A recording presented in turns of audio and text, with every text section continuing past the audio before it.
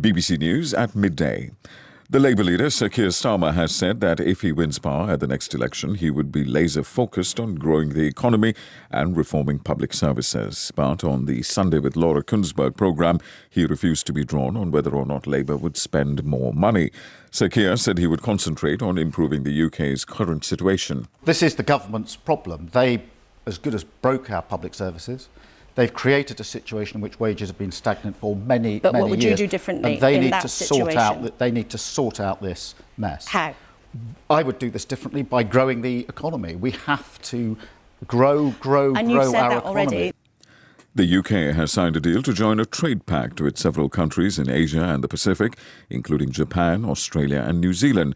But the government's own estimates suggest the comprehensive and progressive agreement for Trans-Pacific Partnership will add less than 0.1% to the UK economy over 10 years. The Trade Secretary, Kemi Badenoch, told the Sunday with the Laura Kuenssberg programme that the success of the agreement would depend on how much Britain could take advantage of it. If we don't use it, then it'll become a self-fulfilling prophecy. This is a forecast that's only as good as the way that we utilise it. And one of the things that we need to remember is that there are 11 countries in there who are making up about 500 million people. That's so much potential. That's where the middle class is coming from. Rescue workers in South Korea are still trying to reach people trapped inside a flooded tunnel. 9 bodies have been found so far.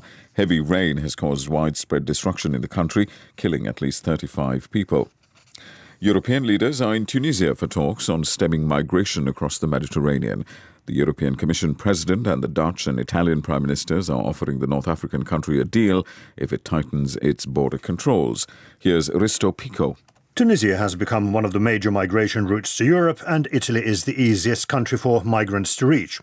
Therefore, it comes as no surprise that the Prime Minister, Giorgia Meloni, is taking part in the talks in Tunis.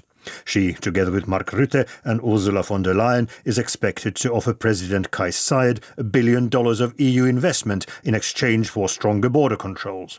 But Tunisia hasn't got the best track record in its handling of migrants and may not be able to do much to ease the pressures that cause migration. The Ministry of Defence has hit back at a report which has called its process of buying and maintaining military equipment broken. A cross-party committee of MPs said delays has left Britain with a limited reserve of equipment. The ministry says there is no evidence of poor oversight. The Conservative MP and former Defence Minister Marc Francois led the review by the Commons Defence Committee. Many of the important officials and senior military people keep changing. So one of the fundamental problems in the system is a lack of continuity. So the absolute golden thread that runs through our report, we make 22 recommendations to fix it, is to align accountability with responsibility. The world number 1 in men's tennis, Carlos Alcaraz, will attempt to become the first player since 2013 to beat Novak Djokovic on centre court at Wimbledon this afternoon. Victory for Djokovic in the men's singles would see him equal Margaret Court's Grand Slam record of 24 titles. Britain could have its first boys singles champion at Wimbledon in more than 60 years. Henry Searle is taking on the Russian player Yaroslav Demin.